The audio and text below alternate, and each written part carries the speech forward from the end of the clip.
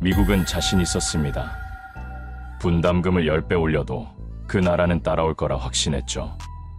세계 최강의 군사력과 달러를 무기로 삼으면 모든 동맹국은 결국 굴복해왔으니까요. 그러나 그들은 달랐습니다. 그 작은 나라는 흔들림 없이 맞받아쳤습니다. 우리가 필요 없는 게 아니라 당신들이 필요 없는 겁니다. 그 순간 미국의 협상력은 허공에 흩어졌습니다. 왜냐? 나가지 못한다는 걸 미국 스스로도 잘 알았기 때문입니다. 워싱턴의 계산을 뒤흔든 그 당당함, 전략적 가치를 몸소 증명한 나라, 그 나라는 바로 대한민국입니다. 지금부터 그 놀라운 현장 속으로 들어가 보시죠. 미국에서 날아온 충격적인 이야기 바로 시작합니다. 그리고 지금 어디에서 시청하고 계신지 댓글로 남겨주세요. 여러분의 이야기도 듣고 싶습니다. 그 전에 잠깐 1초 만에 누를 수 있는 좋아요 버튼을 꾹 눌러주시면 영상 제작에 큰 힘이 됩니다. 그럼 바로 사연 시작하겠습니다. 긴급 상황실 문이 벌컥 열렸습니다. 분담금 협상 결렬, 한국 측 강경 대응. 브리핑룸에서 들려오는 다급한 보고. 저는 오랫동안 이런 외교 갈등을 분석해왔습니다. 하지만 이번엔 확실히 달랐죠. 워싱턴 자랑하는 모든 압박 카드가 전혀 먹히지 않았습니다. 도대체 한국이 어떻게 이럴 수 있지? 손바닥에 식은땀이 맺혔습니다. 나가라면 나가라는 한국의 당당한 한마디가 모든 계산을 무너뜨린 순간이었어요. 안녕하세요. 저는 리처드 맥컬리입니다. 월가에서 25년간 글로벌 반도체와 안보 투자를 분석해온 전문가죠. 미국 국방부와 나토에서도 자문 역할을 맡아왔고요. 그동안 수많은 국제 위기를 봐왔지만 이번만큼은 정말 달랐어요. 미국이 가진 모든 협상력이 한순간에 무력해지는 걸 본 건 처음이었습니다. 미국인으로서의 자존심이 산산조각 나는 순간이었어요. 오랫동안 월가에서 일하면서 늘 당연하게 여겨왔던 것들이 흔들리고 있었습니다. 아메리칸 드림이라는 말이 무색해질 정도로 모든 게 뒤바뀌고 있었죠. 결코 미국이라는 이름만으로는 더 이상 쉽지 않다는 걸 뼈저리게 느꼈습니다. 세계 최강국이라고 자부해왔던 우리나라가 이렇게 속수무책으로 당할 줄은 꿈에도 몰랐어요. 그런데 이 모든 게 어떻게 시작된 걸까요? 지금 생각해보니 전조는 분명히 있었어요. 몇 주 전부터 뉴욕 월가의 새벽 브리핑룸에서 매일 듣던 소식들이 점점 더 절망적으로 변해가고 있었습니다. 달러 지수는 연일 하락세를 보였고 무역 적자는 사상 최대치를 경신했죠. 제조업 지수는 10년 만에 최저점을 찍었습니다. 저는 뉴욕에서 매일 미국 경제가 무너진다는 소리를 들었습니다. 그런데 25년간 이 바닥에서 일해오면서 느끼는 직감이 있어요. 이번 위기는 단순한 경기 침체와는 차원이 달랐습니다. 뭔가 구조적인 변화가 일어나고 있다는 섬뜩한 예감이 들었죠.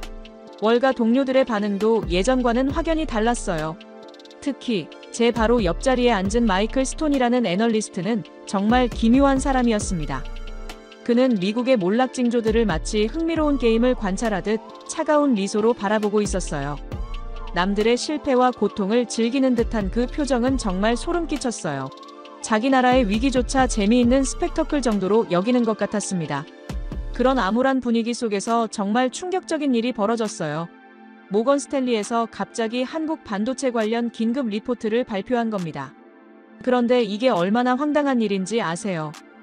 불과 반년 전만 해도 그들은 빙산이 온다며 반도체 산업의 대침체를 예고했었는데, 그런데 이번엔 정반대로 슈퍼사이클이라는 단어를 당당하게 꺼내든 겁니다. 트레이딩 플로어가 순식간에 술렁거렸어요. 애널리스트들은 서로 눈짓을 주고받으며 무언가 큰 변화가 일어나고 있다는 걸 직감했습니다. 그런데 진짜 폭탄은 그 다음에 터졌죠. 삼성전자에서 주요 고객사들에게 가격 인상을 통보한 겁니다. 디램은 30%, 낸드 플래시는 10% 올린다는 발표였어요. 디램은 컴퓨터나 스마트폰의 작업 메모리로 사용되는 핵심 부품입니다. 프로그램을 실행할 때 임시로 데이터를 저장하는 공간이죠.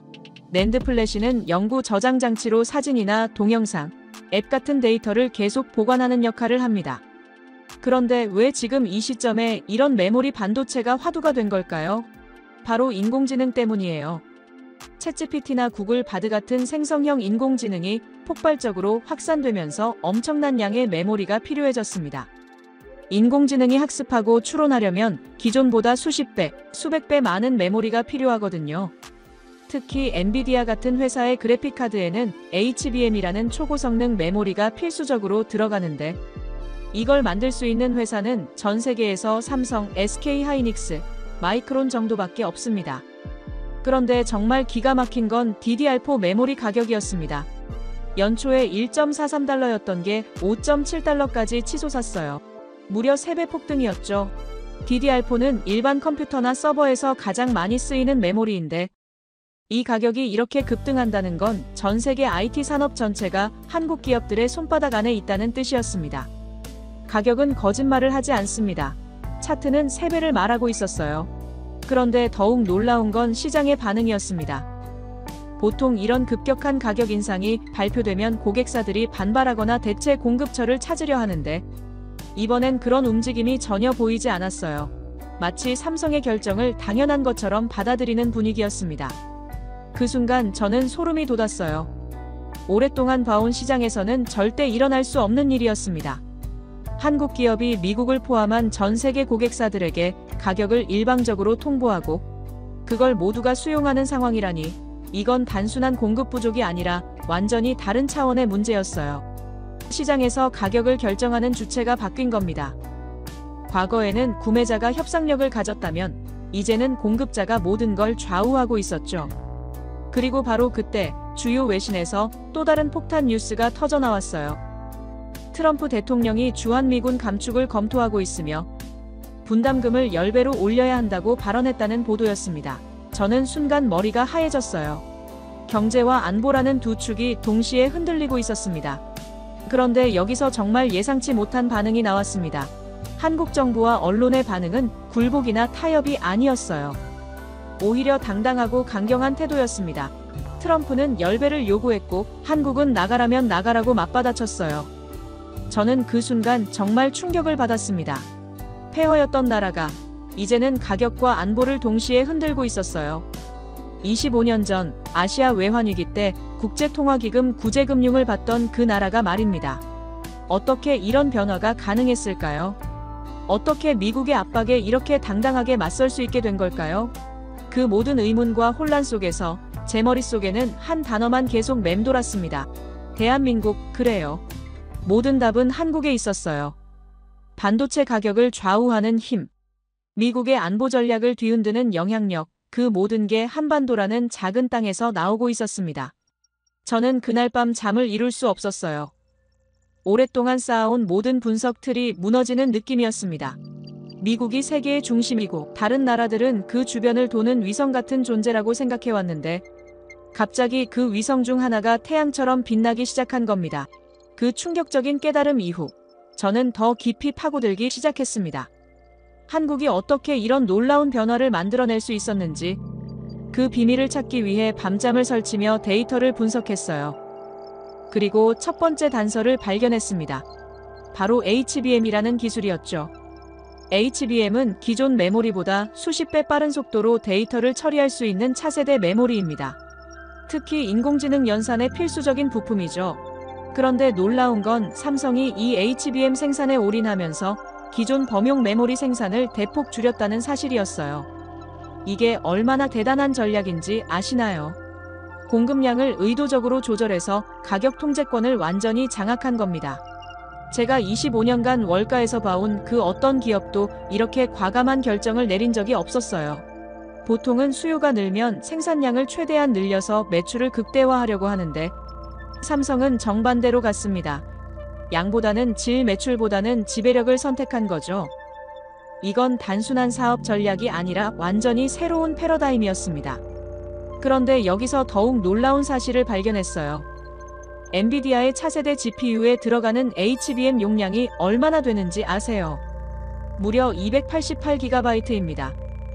불과 1년 전만 해도 144GB였는데 2배로 늘어난 겁니다. 더 충격적인 건 앞으로 테라바이트급 메모리 시대가 열릴 거라는 전망이었어요. 1TB면 1024GB인데 이런 엄청난 용량의 메모리가 인공지능 때문에 필요해진 겁니다. AI는 메모리를 삼키고 메모리는 권력을 만든다는 걸 그때 깨달았습니다. 챗GPT나 클로드 같은 생성형 인공지능이 인간처럼 대화하고 글을 쓰려면 어마어마한 양의 데이터를 메모리에 올려놓고 실시간으로 처리해야 하거든요.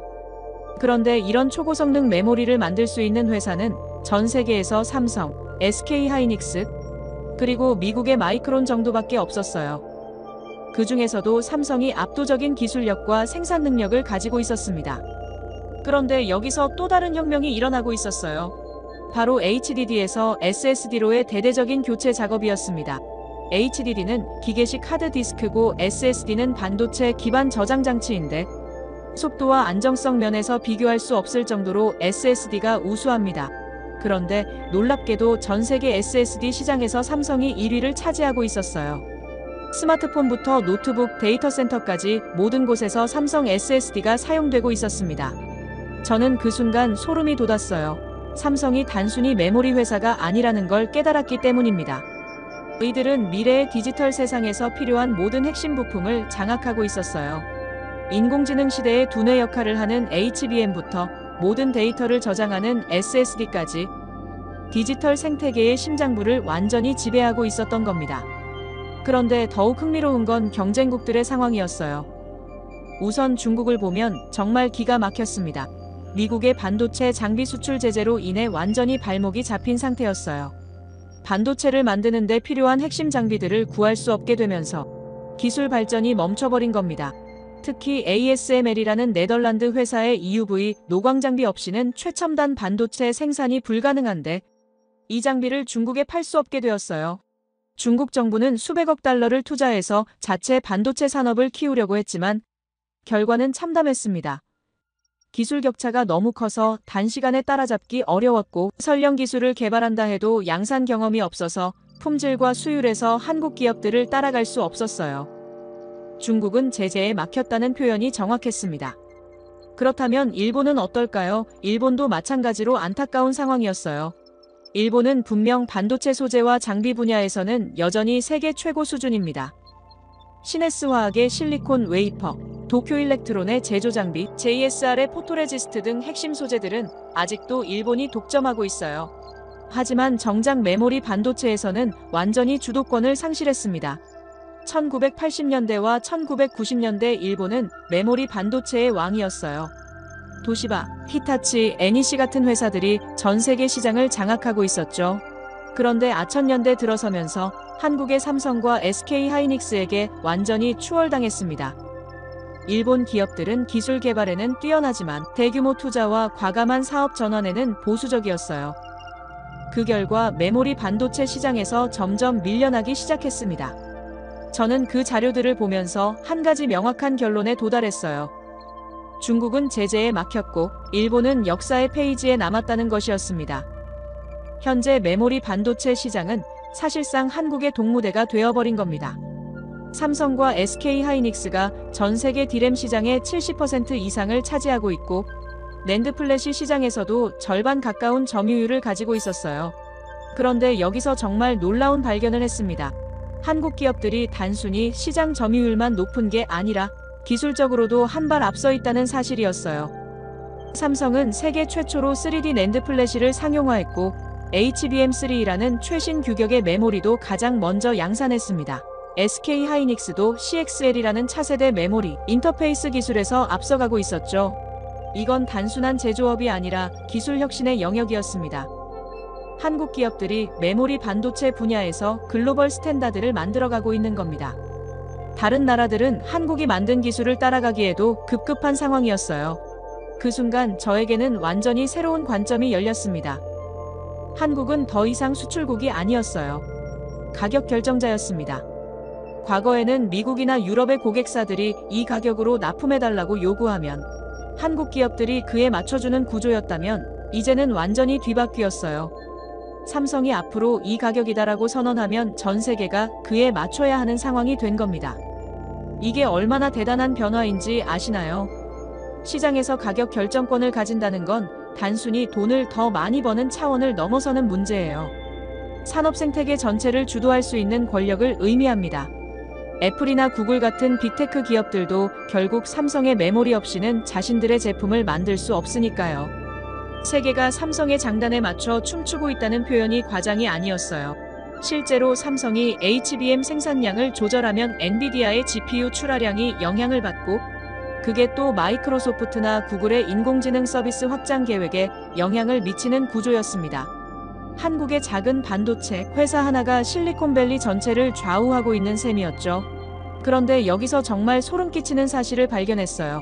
이 모든 변화가 우연이 아니라는 점이었습니다. 삼성과 SK하이닉스는 10년 전부터 이미 인공지능 시대를 예측하고 준비해왔어요. HBM 기술에 막대한 투자를 했고 3D 낸드 플래시 기술을 선점했으며 생산 능력도 지속적으로 확대해왔습니다. 마치 미래를 내다본 듯한 완벽한 전략이었어요. 반면 미국 기업들은 어땠을까요? 인텔은 메모리 사업을 포기하고 CPU에만 집중했다가 지금 와서 후회하고 있고, 마이크론은 기술력에서 한국 기업들에게 밀리고 있는 상황입니다.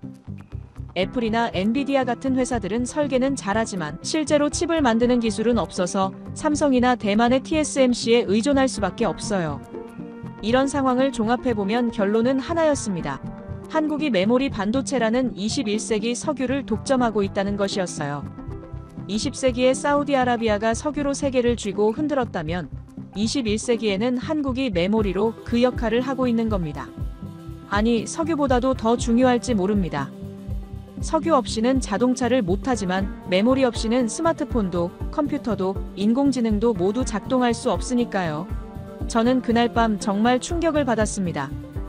지금까지 한국을 단순한 제조업 국가 정도로 생각해왔는데 실제로는 미래 기술의 핵심을 장악한 강국이었던 겁니다. 이제 저에게는 더 깊이 파고들어야 할 이유가 생겼어요. 이 놀라운 변화가 어떻게 가능했는지, 그리고 앞으로 어떤 일들이 벌어질지 알아봐야겠다는 강한 충동을 느꼈습니다. 그 깨달음 이후 며칠 뒤 월가 전체가 뒤집어지는 사건이 벌어졌습니다. 모건 스탠리를 시작으로 골드만삭스, JP모간, 바클레이스까지 주요 투자은행들이 줄지어 삼성전자 목표 주가를 상향 조정한 겁니다. 마치 도미노가 넘어지듯 하나씩 발표가 이어졌어요. 저는 그 광경을 보면서 정말 소름이 돋았습니다. 이런 집단적 전향은 처음 봤어요. 보통은 각 회사마다 서로 다른 관점을 가지고 경쟁하는데 이번만큼은 모든 애널리스트들이 한 목소리를 냈습니다. 그것도 불과 몇 달 전까지 회의적이었던 사람들이 말이죠. 이건 단순한 의견 변화가 아니라 패러다임 전환이었어요. 특히 제 동료인 마이클 스톤의 반응이 인상적이었습니다. 평소에 남들과 반대로 가는 걸 즐기던 그가 이번엔 조용했어요. 오히려 불편해 보였죠. 모든 사람이 같은 방향을 바라보는 상황을 못마땅해하는 듯한 표정이었습니다. 그는 항상 시장의 광기를 비웃으며 혼자만의 길을 가던 사람이었는데 이번엔 그마저도 반박할 논리를 찾지 못하고 있었어요. 낙관은 의견이지만 가격은 진실입니다. 시장이 말하는 진실은 명확했어요. 한국 반도체 기업들의 가치가 근본적으로 재평가되고 있다는 것이었죠. 이건 일시적인 호재나 투기적 움직임이 아니라 장기적 관점에서의 구조적 변화를 반영한 것이었습니다. 그런데 정말 흥미로운 건 그 변화의 핵심에 온디바이스 AI라는 개념이 자리 잡고 있다는 점이었어요. 기존에는 인공지능이 클라우드에서만 돌아갔다면 이제는 우리 손안의 스마트폰, 집에 있는 컴퓨터, 심지어 자동차에까지 AI가 들어가는 시대가 온 겁니다. 모든 기기가 스스로 생각하고 판단하는 똑똑한 기계로 변하고 있었어요. AI는 데이터를 먹고 한국은 기억을 만든다는 표현이 딱 맞는 상황이었습니다. 인공지능이 제대로 작동하려면 엄청난 양의 데이터를 실시간으로 처리해야 하는데 그러려면 더 많은 메모리가 필요해요. 스마트폰 하나에도 예전보다 몇 배나 많은 메모리가 들어가고 자동차에는 자율주행을 위해 수십 개의 AI 칩과 메모리가 탑재됩니다. 상상해보세요. 집집마다, 차마다 한국 메모리가 들어간다는 걸 말입니다. 전 세계 모든 가정과 모든 차량이 한국산 메모리 없이는 제대로 작동할 수 없는 시대가 온 겁니다. 이건 단순한 부품 공급을 넘어서는 문제예요. 현대 문명의 신경계 역할을 한국이 담당하게 된 셈이었죠. 그런 맥락에서 볼 때 각국 정부와 기업들이 한국에 대해 보이는 태도 변화도 이해할 수 있었습니다. 예전에는 우리가 주문하면 만들어주는 협력업체 정도로 여겼다면 이제는 없으면 안 되는 핵심 파트너로 인식이 바뀐 거예요. 협상에서도 한국의 목소리가 훨씬 커졌고 각종 국제회의에서도 한국의 의견이 중요하게 다뤄지기 시작했습니다. 기관 투자자들과의 미팅에서도 분위기가 완전히 달라졌어요. 예전에는 한국 반도체가 언제까지 좋을까요? 라는 식의 의구심 섞인 질문이 많았다면 이제는 어떻게 더 많이 투자할 수 있을까요? 라는 적극적인 자세로 바뀌었습니다. 그리고 모든 미팅에서 공통적으로 나오는 표현이 있었어요. 이번은 사이클이 아니라 구조다라는 말이었습니다. 이 한마디가 모든 걸 설명했어요. 과거 반도체 업계는 호황과 불황이 주기적으로 반복되는 사이클 산업으로 여겨졌습니다. 몇 년 좋았다가 몇 년 나빴다가 하는 시기였죠. 그런데 인공지능 시대가 열리면서 이제는 구조적으로 메모리 수요가 계속 늘어날 수밖에 없게 된 겁니다. 생각해보세요. 인공지능은 한번 도입되면 다시 없애기 어려워요. 스마트폰에 AI 기능이 들어가면 사용자들은 더 이상 그 편리함을 포기할 수 없고 자동차에 자율주행 기능이 탑재되면 다시 수동 운전으로 돌아가기 힘듭니다. 이런 변화는 되돌릴 수 없는 구조적 전환이었어요. 시장도 그 점을 인정하기 시작했습니다. 삼성전자 주가가 연일 사상 최고치를 경신하며 급등했어요. 투자자들이 몰려들었고 외국인 투자 비중도 크게 늘어났습니다. 이건 단순한 투기가 아니라 장기적 가치 투자의 관점에서 접근한 결과였어요. 시장이 한국 반도체의 미래를 확신하고 있다는 증거였습니다. 그런데 여기서 정말 감동적인 순간이 찾아왔어요. 저는 문득 한국의 역사를 생각해보게 되었습니다. 불과 70여 년 전 이 땅은 전쟁의 폐허였어요. 모든 게 파괴되고 희망이 보이지 않던 시절이었죠. 그런데 지금은 어떤가요? 전 세계가 한국의 기술을 필요로 하고 한국 없이는 미래를 설계할 수 없는 시대가 되었습니다. 전쟁 잿더미에서 반도체 왕관까지 이 놀라운 여정을 생각하니 가슴이 벅찼어요. 한 세대 만에 이런 변화를 만들어낸 나라가 또 있을까요? 농업 중심의 후진국에서 첨단 기술, 강국으로 원조받던 나라에서 세계 표준을 만드는 나라로 변신한 겁니다. 특히 인상적인 건 이 모든 성취가 단순한 운이 아니라 치밀한 전략과 끊임없는 노력의 결과라는 점이었어요. 한국 정부와 기업들은 수십 년 전부터 반도체에 올인했습니다. 다른 나라들이 서비스업이나 금융업에 집중할 때 한국은 제조업, 그것도 가장 어려운 반도체에 매달렸어요. 그 결과가 지금의 성공으로 이어진 겁니다. 저는 그때 깨달았습니다. 내 손주 세대는 한국 반도체를 세계 표준으로 배울 거라는 걸 말이에요. 미래의 아이들은 교과서에서 반도체의 역사를 배우면서 한국을 빼놓고는 설명할 수 없을 겁니다. 마치 우리가 산업혁명하면 영국을, 자동차 하면 독일을 떠올리듯이 반도체와 메모리 하면 한국을 먼저 생각하게 될 거예요. 이건 단순히 경제적 성공을 넘어서는 문화적, 역사적 의미가 있습니다. 한국이 인류 문명 발전에 핵심적 기여를 하고 있다는 뜻이에요. 인공지능 시대를 여는 열쇠를 한국이 쥐고 있는 셈입니다. 이런 자부심을 가질 수 있는 나라가 세계에 몇이나 될까요? 그런 생각을 하다 보니 앞으로의 전망이 더욱 기대되었습니다. 지금까지의 성과도 놀랍지만 진짜 변화는 이제 시작일 수도 있어요. 메타버스, 자율주행, 로봇, 우주항공까지 모든 미래 기술이 메모리를 필요로 하고 있습니다. 한국이 그 모든 분야의 핵심 인프라를 제공하게 될 거예요. 저는 그날 밤 정말 설레는 마음으로 잠자리에 들었습니다. 지금까지는 미국 중심으로만 세계를 바라봤는데 이제는 완전히 새로운 시각이 열린 것 같았어요. 동아시아의 작은 나라 하나가 21세기 문명의 방향을 결정하고 있다니 이보다 더 흥미진진한 이야기가 또 있을까요? 앞으로 어떤 놀라운 일들이 더 벌어질지 정말 기대되었습니다. 그 희망찬 분위기가 며칠 지속되더니 갑자기 찬물이 끼얹어지는 사건이 벌어졌습니다. 월가 사무실에서 마이클 스톤이 제게 접근해 왔어요. 평소와는 다른 묘한 미소를 지으며 말입니다. 그의 눈빛에는 뭔가 섬뜩한 것이 있었어요. 마치 남의 실패를 기대하며 즐기는 듯한 차가운 광기가 느껴졌습니다. 그는 한국 반도체에 대한 제 분석이 과도하게 낙관적이라며 비웃었어요. 삼성이 가격만 올렸지 본질적으로는 변한 게 없다고 주장했습니다. 단순한 공급 부족 상황을 이용해 바가지를 씌우는 것일 뿐이라며 곧 다른 경쟁사들이 생산 능력을 늘리면 가격은 다시 떨어질 거라고 단언했어요. 그의 논리는 표면적으로는 그럴듯해 보였습니다. 하지만 저는 그의 말 속에서 뭔가 이상한 점을 느꼈어요. 그는 마치 한국의 실패를 간절히 바라는 것 같았습니다. 데이터를 분석하는 애널리스트라기보다는 한국의 몰락을 구경하고 싶어하는 관음증 환자 같았어요. 그의 차가운 웃음과 비틀린 논리는 정상적인 사고방식이 아니었습니다. 동료의 성공도 자국의 이익도 상관없이 오직 파괴와 혼란만을 추구하는 듯한 모습이었죠. 주장에 적은 데이터라고 생각했습니다. 감정이나 편견이 아닌 냉정한 숫자로 대답해야 할 때였어요. 저는 그에게 한국 반도체 기업들의 기술적 우위와 시장 지배력을 구체적으로 설명했지만 그는 듣고 싶어 하지 않았습니다. 오히려 더욱 비틀린 미소를 지으며 곧 현실을 깨닫게 될 거라고 중얼거렸어요. 그런 불쾌한 대화가 끝난 지 얼마 되지 않아 워싱턴에서 또 다른 폭탄이 터졌습니다. 주요 외신들이 일제히 보도하기 시작한 건 주한미군 감축, 검토와 분담금 대폭 인상 요구였어요. 트럼프 대통령이 다시 한번 한국에 대해 강경한 입장을 표명한 겁니다.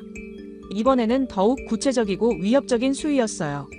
분담금을 현재의 10배로 올리라는 요구였습니다. 현재 한국이 지불하는 방위비 분담금이 연간 약 1조 원 수준인데 그걸 10조 원으로 올리라는 얘기였어요.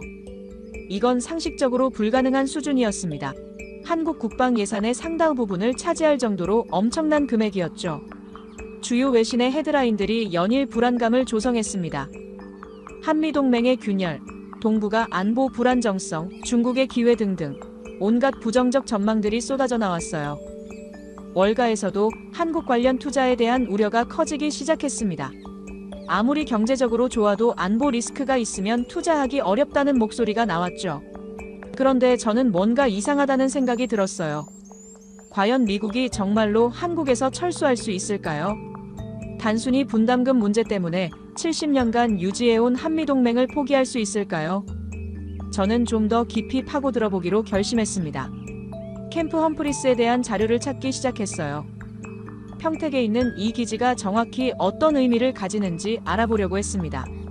그리고 발견한 사실들은 정말 충격적이었어요. 이 기지는 단순한 주둔지가 아니라 미국의 글로벌 전략에서 핵심적 역할을 하는 허브였습니다. 우선 규모부터가 압도적이었어요. 캠프 험프리스는 미국 본토를 제외하고는 세계에서 가장 큰 미군 기지입니다. 면적이 1467만 제곱미터에 달해요. 이건 서울 여의도의 5배가 넘는 크기였습니다. 여기에 약 4만 명의 미군과 가족들이 거주하고 있어요. 하나의 도시 수준이었죠. 더 놀라운 건 이 기지의 전략적 위치였습니다. 중국과 러시아, 북한을 동시에 견제할 수 있는 최적의 지점에 자리 잡고 있어요. 여기서 출발하면 베이징까지 2시간, 블라디보스토크까지 1시간 30분, 평양까지는 30분이면 도달할 수 있습니다. 이보다 더 완벽한 전진 배치 거점은 찾기 어려워요. 게다가 비용 효율성도 뛰어났습니다. 미군이 괌이나 하와이에서 작전을 수행하려면 훨씬 많은 비용과 시간이 필요해요. 한국에서 출발하면 연료비도 절약되고 작전 시간도 단축됩니다. 실질적으로 미국의 국방비 절감에도 큰 도움이 되는 구조였어요. 또한 한국의 첨단 인프라도 무시할 수 없는 요소였습니다. 세계 최고 수준의 통신망, 교통망, 의료시설 등이 기지 운영에 큰 도움을 주고 있었어요. 미군 가족들의 생활 편의성도 다른 해외 기지와는 비교할 수 없을 정도로 좋았습니다. 이런 조건을 다른 곳에서 찾기는 어려워요. 그런데 여기서 정말 흥미로운 사실을 발견했습니다. 일본이 수십 년간 꿈꿔왔던 동북아 군사 거점 역할을 지금은 한국이 완전히 차지하고 있다는 점이었어요. 과거 냉전 시대에는 일본의 오키나와 기지가 핵심적 역할을 했지만 지금은 한국의 평택이 그 자리를 넘어선 겁니다. 일본이 꿈꾸던 동북아 거점, 지금은 평택이 차지했다는 표현이 정확했어요. 중국의 부상과 북한의 핵 개발로 인해 전략적 중요성이 더욱 커진 상황에서 한국의 지정학적 가치는 그 어느 때보다 높아졌습니다. 미국 입장에서는 절대 포기할 수 없는 자산이 된 거죠. 더욱이 한국의 방위산업 발전도 미국에게는 큰 도움이 되고 있었어요. K9 자주포, KF-21 전투기, 각종 미사일 기술 등 한국의 무기체계들이 세계 시장에서 인정받고 있습니다. 미국과 한국이 공동으로 개발하는 프로젝트들도 늘어나고 있어서 단순한 일방적 보호 관계가 아니라 상호 협력 관계로 발전하고 있었어요. 그리고 가장 중요한 건 핵 문제였습니다. 북한의 핵 능력이 계속 고도화되고 있는 상황에서 한국에서의 철수는 상상하기 어려웠어요. 만약 미군이 철수한다면 한국이 자체적인 핵무기 개발에 나설 가능성도 있습니다. 그렇게 되면 동북아 전체가 핵 도미노 상황에 빠질 수 있어요. 일본도 핵무장을 검토할 것이고 대만도 마찬가지일 겁니다. 미국 입장에서는 핵 확산 방지라는 관점에서도 한국 주둔을 유지해야 할 필요성이 있었어요. 한국에 확장 억제를 제공함으로써 한국의 독자적 핵 개발 욕구를 억제하는 효과가 있기 때문입니다. 이런 복합적인 이유들로 인해 실제 철수는 거의 불가능에 가까웠어요. 저는 이런 분석을 통해 하나의 결론에 도달했습니다. 트럼프의 숫자는 협박이었고 한국의 숫자는 실력이었다는 것이었어요. 분담금 인상 요구는 협상용 카드일 뿐이고 실제로는 미국이 한국을 더 필요로 하는 상황이라는 걸 깨달았습니다. 한국의 전략적 가치, 경제적 중요성, 기술적 우위, 지정학적 위치 등 모든 면에서 미국에게는 없어서는 안 될 파트너가 되어 있었어요. 오히려 미국이 한국에게 더 많은 걸 의존하고 있는 상황이었습니다. 반도체든 안보든 한국 없이는 미국의 전략이 성립하기 어려운 구조였죠. 그 순간 저는 직접 확인해 볼 필요성을 느꼈습니다. 워싱턴의 정치적 수사나 월가의 추상적 분석이 아니라 현장에서 직접 보고 들어야겠다고 생각했어요. 한국이 정말로 그렇게 중요한 나라인지, 미국의 위협에도 불구하고 당당할 수 있는 이유가 뭔지 알아보고 싶었습니다. 마이클 스톤 같은 동료들의 냉소적 시각도 이해는 했지만 저는 다른 길을 선택하기로 했어요. 편견과 선입견을 버리고 객관적 사실만을 추구하는 진정한 애널리스트가 되어야겠다고 다짐했습니다. 진실은 현장에서 확인해야 한다는 신념으로 한국행을 준비하기 시작했어요. 저는 그날 밤 항공편을 예약했습니다. 뉴욕에서 서울로 가는 비행기표를 끊으면서 정말 설레는 마음이었어요. 책상에서만 분석하던 것들을 직접 눈으로 확인할 수 있는 기회였습니다. 과연 한국이 정말 미국과 맞설 수 있는 힘을 가졌는지, 그 답을 찾으러 가는 여행이었죠. 인천공항에 발을 디딘 순간부터 뭔가 달랐습니다. 오랫동안 전 세계 출장을 다니면서 수많은 공항을 경험해봤지만 이곳의 미래지향적인 설계와 여행객 편의성은 정말 인상적이었어요. 자동화된 시설들이 곳곳에 배치되어 있고 안내 시스템도 직관적이어서 처음 오는 사람도 쉽게 길을 찾을 수 있었습니다. 입국 절차부터 교통 연결까지 모든 것이 시계처럼 정확하게 돌아가고 있었죠. 평택으로 향하는 길에서 저는 더욱 놀랐습니다. 서울에서 평택까지 신속하고 편리한 교통 연결에 감탄했어요. 뉴욕에서 워싱턴 가는 것보다 훨씬 편리했습니다. 창밖으로 보이는 풍경도 인상적이었어요. 첨단 도시와 전통이 자연스럽게 어우러져 있는 모습이었죠. 캠프 험프리스에 도착했을 때 저는 정말 충격을 받았습니다. 이 스케일은 미국에도 없다는 생각이 들었어요. 기지 규모도 엄청났지만 더 놀라운 건 운영의 효율성이었습니다. 보안 검색부터 시설 안내까지 모든 것이 체계적으로 이루어지고 있었어요. 마치 하나의 완벽한 도시를 보는 것 같았습니다. 기지 내부를 둘러보면서 만난 미군 장병과 가족들의 이야기는 더욱 흥미로웠어요. 한 베테랑 중사는 자신이 독일, 일본, 이탈리아 등 여러 해외 기지를 경험해봤지만 한국만큼 살기 좋은 곳은 없었다고 말했습니다. 특히 안전 문제에 대해서는 감탄을 금치 못했어요. 새벽 2시에도 아내와 아이들이 기지 밖을 자유롭게 돌아다닐 수 있다는 말을 들었을 때 정말 놀랐습니다. 안전은 통계로만 측정할 수 없습니다. 새벽거리에 서면 바로 느끼는 거예요. 그 중사의 아내는 한국에 온 지 2년 됐는데 단 한 번도 위험하다고 느낀 적이 없다고 했어요. 밤늦게 편의점에 가거나 아이들과 공원을 산책해도 전혀 걱정이 없다는 겁니다. 이런 환경에서 생활하는 미군 가족들의 만족도가 높을 수밖에 없었죠. 팀 문화가 없는 대신 서비스 질이 오히려 더 좋다는 평가였습니다. 팁 대신 품질, 소음 대신 질서라는 표현이 딱 맞았어요. 식당에서 음식을 주문하면 반찬이 무한 리필로 나오는데 추가 비용이 전혀 없다는 점에 많은 미군 가족들이 놀랐다고 했습니다. 김치, 콩나물, 시금치 같은 다양한 반찬들을 마음껏 먹을 수 있으면서도 서비스 직원들이 정말 친절하게 대해준다는 거예요. 돈 때문이 아니라 기본적인 서비스 정신으로 고객을 대한다는 인상을 받았다고 했어요. 그런데 정말 충격적인 건 따로 있었습니다. 한국 배치를 받은 미군들의 반응을 담은 영상을 봤는데 정말 믿을 수 없는 광경이었어요. 배치 명령을 받은 장병들이 환호하며 춤을 추고 있었습니다. 마치 복권에 당첨된 것처럼 기뻐하는 모습이었죠. 한국행 배치를 축제로 맞는 미군, 그 자체가 답이었습니다. 보통 해외 파병이라고 하면 가족과 헤어져야 하는 힘든 일로 여기는데 한국 배치만큼은 완전히 다른 반응을 보이는 겁니다. 오히려 기회로 여기는 분위기였어요. 이런 현상은 정말 드문 일이었습니다. 저는 직접 서울 시내로 나가서 대중교통을 이용해 봤습니다. 지하철을 타고 여러 구간을 돌아다녀 봤는데 정말 놀라웠어요. 우선 스크린 도어가 모든 역사에 설치되어 있다는 점이 인상적이었습니다. 이 시설은 승객 안전을 위한 건데 뉴욕 지하철과는 비교할 수 없는 수준이었어요. 청결도도 놀라웠고요. 쾌적함과 신속함도 대단했어요. 열차가 정확한 시간에 들어오는데 오차가 거의 없었습니다. 그리고 승객들의 질서 의식이 정말 인상적이었어요. 줄을 서서 기다리고 내리는 사람이 먼저 나간 다음에 타는 문화가 완전히 정착되어 있었습니다. 러시아워에도 밀치고 다투는 일 없이 질서정연하게 움직이는 모습을 보고 감탄했어요. 버스도 마찬가지였어요. 배차 간격이 정확하고 승하차가 빠르게 이루어졌습니다. 기사들도 친절했고 차량 상태도 깨끗했어요. 무엇보다 교통카드 하나로 지하철, 버스, 심지어 택시까지 모두 이용할 수 있다는 점이 정말 편리했습니다. 이런 통합 시스템은 다른 나라에서 찾아보기 어려운 수준이었죠. 그런데 여기서 정말 놀라운 발견을 했습니다. 젊은 미군들 사이에서 한국 문화에 대한 관심이 폭발적으로 늘고 있다는 사실이었어요.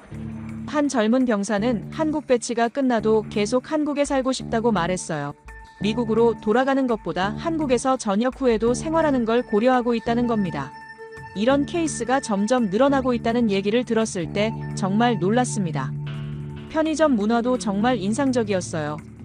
24시간 운영되는 편의점이 거의 모든 골목마다 있고 그곳에서 거의 모든 생활 서비스를 해결할 수 있었습니다.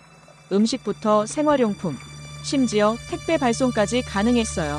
그런데 더욱 놀라운 건 치안 상황이었습니다. 밤 12시가 넘어도 편의점에서 혼자 쇼핑하는 여성들을 많이 봤어요. 이건 미국과 비교하면 정말 큰 차이였습니다. 뉴욕에서는 밤늦게 혼자 편의점에 가는 건 상당히 위험한 일로 여겨져요. 특히 여성들은 더욱 조심해야 하고요. 그런데 한국에서는 새벽 2시에도 20대 여성이 혼자서 편의점에서 쇼핑하고 있는 모습을 자연스럽게 볼 수 있었습니다. 이런 안전 수준은 정말 놀라웠어요. 편의점 직원들도 친절했고 시설도 깨끗하게 관리되고 있었습니다. 특히 음식 품질이 좋다는 점도 인상적이었어요. 편의점에서 파는 도시락이나 김밥이 미국의 패스트푸드보다 훨씬 건강하고 맛있다는 걸 직접 확인했습니다. 그 모든 경험을 종합해보니 하나의 결론에 도달했습니다. 이제 나는 숫자만 보는 애널리스트가 아니라는 걸 깨달았어요. 경제 지표나 주가 차트로는 설명할 수 없는 힘이 있다는 걸 직접 체험한 겁니다. 안전, 편의, 질서, 문화 이런 것들이 만들어내는 종합적인 매력이 바로 한국의 진짜 경쟁력이었어요. 한국은 경제와 군사뿐만 아니라 생활과 문화 면에서도 세계 최고 수준에 도달해 있었습니다. 이 세 축이 조화롭게 결합되어 있기 때문에 미군들이 한국 배치를 선호하고 젊은 세대들이 한국 문화에 열광하는 거였어요. 이런 소프트 파워는 돈으로 살 수 없는 자산이었습니다. 저는 그날 밤 호텔에서 정말 많은 생각을 했습니다. 지금까지 한국을 단순히 반도체 강국 정도로만 이해했는데 실제로는 경제, 안보, 문화 모든 면에서 균형 잡힌 발전을 이룬 나라였던 겁니다. 이런 종합적인 국력이 있기 때문에 미국의 압박에도 당당하게 맞설 수 있는 것이었어요. 그 깊은 성찰의 밤을 보낸 다음 날 저는 더욱 적극적으로 한국의 현실을 탐구하기 시작했습니다. 서울 시내 곳곳을 돌아다니며 이 나라의 진짜 모습을 더 깊이 들여다보고 싶었어요. 그런데 오전 일찍부터 제 휴대폰에 뉴욕 동료들의 메시지가 쏟아지기 시작했습니다. 워싱턴에서 다시 한번 한국 관련 이슈가 불거졌다는 소식이었죠. 마이클 스톤으로부터 온 메시지는 특히 기묘했어요. 그는 마치 기다렸다는 듯이 한국 관련 부정적 뉴스들을 전해왔습니다. 주요 외신에서 보도된 워싱턴 고위층의 감축론의 재개 소식, 분담금 협상 교착 상황, 그리고 무엇보다 반도체 시장에 대한 새로운 우려들이었어요. 그의 메시지 톤에는 뭔가 섬뜩한 만족감이 드러나 있었습니다. 마치 남의 불행을 기다렸다가 확인하고 기뻐하는 듯한 느낌이었죠. 정치가 바람이라면 전략은 항로라고 생각했습니다. 정치적 수사에 흔들리지 말고 본질을 봐야 할 때였어요. 하지만 시장은 그렇게 냉정하지 못했습니다. 뉴욕에서 아침 개장과 함께 한국 관련 주식들이 하락세를 보이기 시작했다는 소식이 들려왔어요. 더욱 심각한 문제는 HBM 생산 병목 현상에 대한 우려였습니다. 몇몇 업계 전문가들이 제기한 문제점들이 언론을 통해 확산되기 시작한 겁니다. HBM 제조 공정의 복잡성과 필요한 특수 장비의 공급 부족으로 인해 단기간 내 대량 증산이 어려울 수 있다는 분석이었어요. 이런 기술적 한계가 실제로 존재한다면 현재의 가격 상승이 지속 가능하지 않을 수도 있다는 우려였습니다. 월가에서는 다시 한번 거품론이 고개를 들기 시작했어요. 일부 애널리스트들은 한국 반도체 기업들의 주가 상승이 과도하다며 조정이 불가피하다고 주장했습니다. 특히 마이클 스톤과 비슷한 성향의 몇몇 동료들은 이번 기회를 놓치지 않고 한국에 대한 회의적 시각을 퍼뜨리고 있었어요. 그들의 논리는 표면적으로는 합리적으로 보였지만 그 이면에는 뭔가 비틀린 욕망이 숨어 있는 것 같았습니다. 거품론은 수십 년째 반복되는 허상일 뿐이라고 저는 생각했어요. 하지만 시장 참가자들의 심리는 그렇게 단순하지 않았습니다. 변동성이 확대되기 시작했고 일부 기관 투자자들은 포지션 축소에 나서기 시작했어요. 좋은 산업도 나쁜 하루를 가진다는 말이 딱 맞는 상황이었습니다. 그런 혼란스러운 상황에서 저는 우연한 기회로 정말 중요한 만남을 가질 수 있었습니다. 서울에서 열린 한 세미나에 참석하게 되었는데 그곳에서 한국 반도체 업계의 핵심 인물들과 라운드 테이블 형식의 대화를 나눌 수 있었어요. 참석자들은 대부분 익명을 요구했지만 그들의 이야기는 정말 귀중한 통찰을 제공해 주었습니다. 그들이 전하는 내용은 외부의 추측과는 상당히 달랐어요. 삼성과 SK 하이닉스 등 주요 기업들의 공급 조절 전략은 단순한 기회주의적 판단이 아니라 장기적 관점에서 수립된 치밀한 계획이라는 것이었습니다. HBM 증설에 대한 우려도 있지만 이미 수년 전부터 준비해온 투자 계획들이 단계적으로 실행되고 있다는 설명이었어요. 특히 인상적이었던 건 그들의 CAPEX 전략에 대한 설명이었습니다.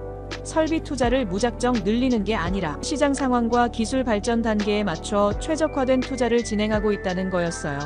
이런 접근 방식은 과거 반도체 업계에서 흔히 볼 수 있었던 과잉 투자의 실수를 반복하지 않기 위한 학습된 지혜라고 할 수 있었습니다. 또한 중국과의 기술 격차가 생각보다 훨씬 크다는 점도 확인할 수 있었어요. 미국의 제재 효과가 예상보다 강력하게 작용하고 있고 중국 기업들이 따라잡기 위해서는 최소 5년 이상의 시간이 필요할 것이라는 분석이었습니다. 이는 한국 기업들에게 충분한 시간적 여유를 제공하는 요소였죠. 일본 기업들과의 관계도 흥미로웠어요. 경쟁 관계이면서도 협력 관계를 유지하고 있다는 점이었습니다. 일본은 핵심 소재와 장비 분야에서 여전히 강점을 가지고 있고 한국은 완제품 생산과 시장 개척에서 앞서 있어서 서로 보완적인 관계를 형성하고 있다는 설명이었어요. 그 대화를 통해 저는 확신을 얻을 수 있었습니다. 현재 한국 반도체 업계가 보여주는 성과는 운이나 일시적 호재가 아니라 체계적이고 전략적인 접근의 결과라는 것이었어요. 물론 단기적인 변동성이나 기술적 한계는 존재할 수 있지만 전체적인 방향성은 분명히 한국에게 유리하다는 판단이었습니다. 저는 그날 밤 호텔로 돌아가면서 나는 한국의 구조적 우위를 본다는 확신을 가질 수 있었어요. 정치적 잡음이나 단기적 변동성에도 불구하고 이 나라가 가진 근본적인 경쟁력은 흔들리지 않을 것 같았습니다. 오히려 이런 시험들을 통해 더욱 단단해질 수 있을 거라는 생각이 들었어요. 뉴욕의 동료들이 보내온 부정적 메시지들을 다시 읽어보니 이제는 다르게 느껴졌습니다. 그들은 숫자와 차트만 보고 판단하고 있지만 저는 현장에서 직접 경험한 살아있는 현실을 알고 있었어요. 이런 차이가 앞으로의 투자 성과에도 큰 영향을 미칠 것 같았습니다.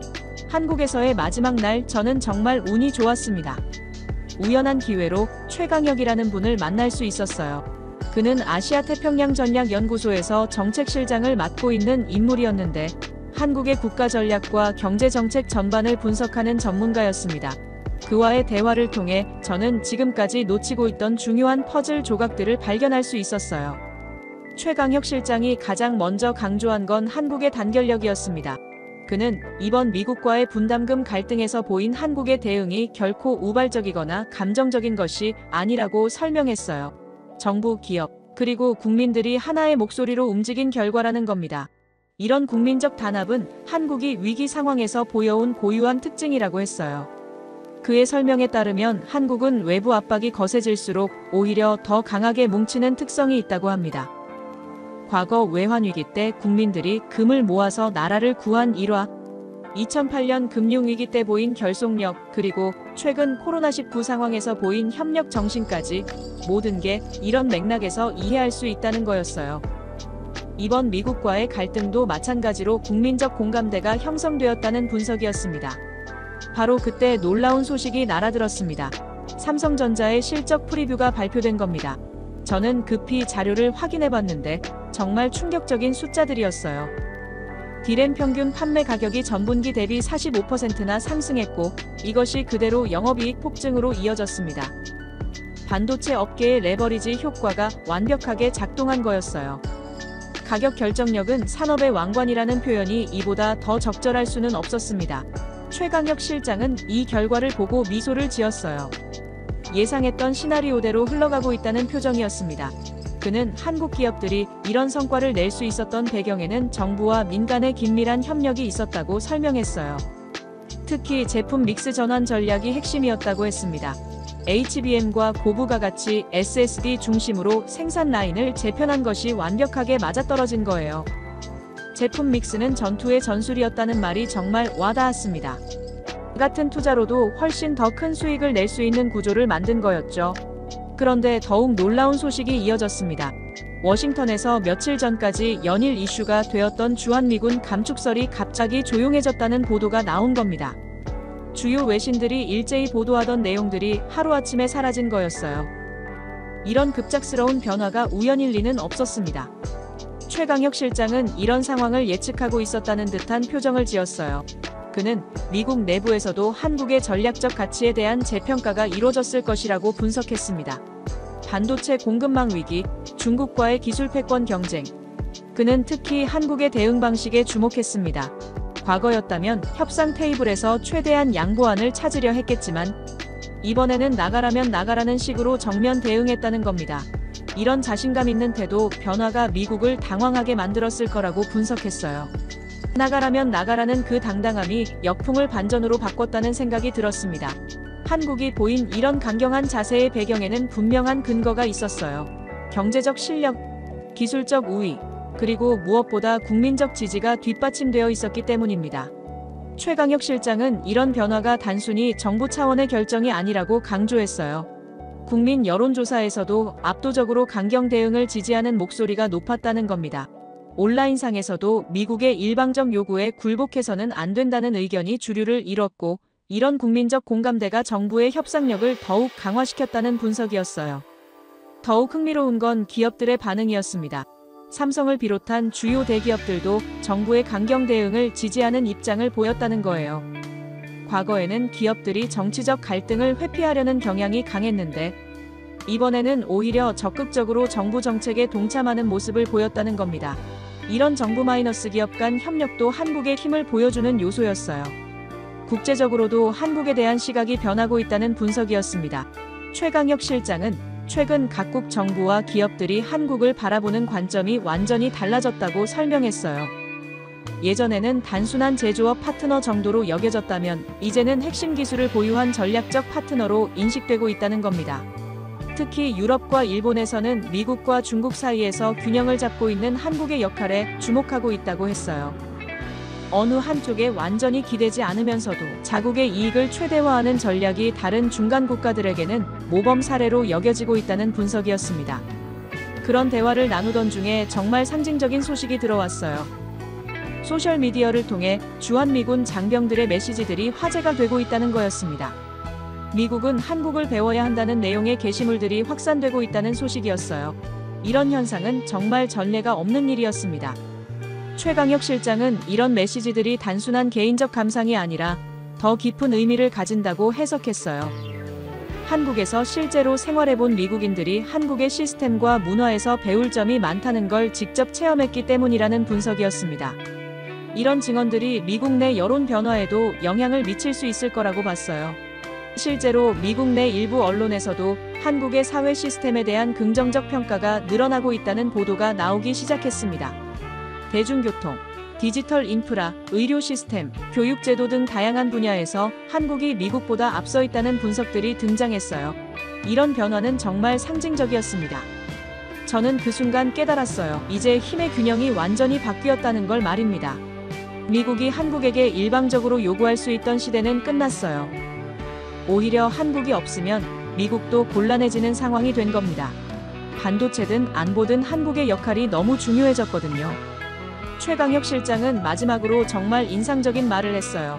이번 사태를 통해 한국이 진정한 의미의 독립을 이뤘다는 거였습니다. 경제적으로도 외교적으로도 다른 나라의 눈치를 보지 않고 자국의 이익을 당당하게 추구할 수 있는 단계에 도달했다는 분석이었어요. 이런 변화는 하루아침에 이뤄진 게 아니라 수십 년간의 노력이 축적된 결과라고 했습니다. 저는 그날 밤 호텔에서 정말 많은 생각을 했습니다. 나는 오늘 한국을 모델이라 부른다는 확신이 들었어요. 작은 나라가 어떻게 큰 나라와 당당하게 맞설 수 있는지, 위기를 기회로 바꿀 수 있는지 한국이 보여준 사례는 정말 교과서적이었습니다. 이제 저에게는 새로운 과제가 생겼어요. 이런 놀라운 변화를 미국의 투자자들과 정책 결정권자들에게 어떻게 전달할 것인지 고민해야 했습니다. 한국은 더 이상 우리가 가르쳐야 할 나라가 아니라 우리가 배워야 할 나라가 되었다는 메시지를 전해야 했어요. 인천공항 출국장에서 저는 정말 복잡한 감정에 휩싸였습니다. 며칠 전 이곳에 도착했을 때는 단순한 출장 정도로 생각했는데 지금은 완전히 다른 사람이 된 기분이었어요. 25년간 쌓아온 모든 관점이 뒤바뀐 상태에서 미국으로 돌아가야 한다는 부담감이 정말 컸습니다. 공항 라운지에서 마지막으로 한국을 바라보면서 저는 깊은 성찰에 빠졌어요. 과연 미국이 지금까지 올바른 길을 걸어왔을까요? 우리는 너무 오랫동안 세계 최강국이라는 자만에 빠져 있었던 것은 아닐까요? 다른 나라들을 가르치고 이끌어야 할 대상으로만 바라보면서 정작 우리가 배워야 할 것들을 놓치고 있었던 건 아닐까 하는 생각이 들었습니다. 한국에서 목격한 현실은 정말 충격적이었어요. 경제적으로는 반도체라는 21세기 핵심 자원을 완전히 장악하고 있었고, 안보적으로는 미국조차 포기할 수 없는 전략적 거점을 제공하고 있었으며, 문화적으로는 젊은 세대들이 꿈꾸는 이상적인 삶의 모델을 보여주고 있었습니다. 이 세 축이 완벽하게 조화를 이루고 있는 나라를 저는 처음 봤어요. 하드웨어에는 품질을, 도시는 규율을 담았다는 표현이 정말 적절했습니다. 한국이 보여준 발전 모델은 단순히 경제 성장에만 집중한 게 아니라 사회 전반의 질적 향상을 동시에 추구한 결과였어요. 이런 균형 잡힌 발전 방식은 다른 나라들이 반드시 참고해야 할 모델이라고 생각했습니다. 특히 인상적이었던 건 위기를 기회로 바꾸는 한국의 능력이었어요. 미국의 압박이 거세질수록 오히려 더 단단하게 뭉치고 더 혁신적인 해법을 찾아내는 모습을 봤습니다. 분담금 10배 인상 요구라는 무리한 압박에도 굴복하지 않고 당당하게 맞선 것이 대표적인 예였어요. 이런 자세야말로 진정한 강국의 모습이라고 느꼈습니다. 동맹은 계산되고 문화는 선택받았다는 생각이 들었어요. 한국은 미국과의 동맹을 단순한 일방적 의존 관계가 아니라 상호 이익을 추구하는 전략적 파트너십으로 발전시켰습니다. 그리고 문화적으로는 전 세계 젊은이들이 자발적으로 선택하고 동경하는 매력을 만들어냈어요. 이런 소프트 파워는 돈으로 살 수 없는 진짜 국력이었습니다. 비행기에서 창밖을 내다보면서 저는 미국의 현실을 돌아봤습니다. 우리는 지금까지 힘으로만 문제를 해결하려고 했던 것은 아닐까요? 다른 나라들에게 일방적인 요구만 하면서 정작 그들이 원하는 것이 무엇인지는 제대로 파악하지 못했던 건 아닐까요? 이런 접근 방식으로는 진정한 동맹을 만들 수 없다는 걸 한국에서 깨달았습니다. 한국이 보여준 모델에서 가장 중요한 교훈은 협력의 힘이었어요. 정부와 기업, 그리고 국민들이 하나의 목표를 향해 움직일 때 얼마나 강력한 시너지를 낼 수 있는지 직접 봤습니다. 외부의 압박에도 흔들리지 않는 단결력, 이것이야말로 한국의 진짜 경쟁력이었어요. 혼자 가면 빨리 갈 수 있지만 같이 가면 멀리 갈 수 있다는 말이 정말 와닿았습니다. 미국이 지금까지 추구해온 일방주의적 접근은 단기적으로는 효과적일 수 있지만 장기적으로는 지속 가능하지 않다는 걸 깨달았어요. 진정한 리더십은 다른 나라들과 함께 성장할 수 있는 길을 제시하는 것이라는 생각이 들었습니다. 세계 각국의 언론과 전문가들 사이에서도 한국에 대한 새로운 담론이 형성되고 있다는 소식을 들었어요. 한국은 부품이 아니라 플랫폼이라는 인식이 확산되고 있다는 겁니다. 단순히 다른 나라가 필요로 하는 제품을 만들어주는 역할을 넘어서서 새로운 산업 생태계의 중심 역할을 하고 있다는 평가였어요. 이런 변화는 정말 혁명적이었습니다.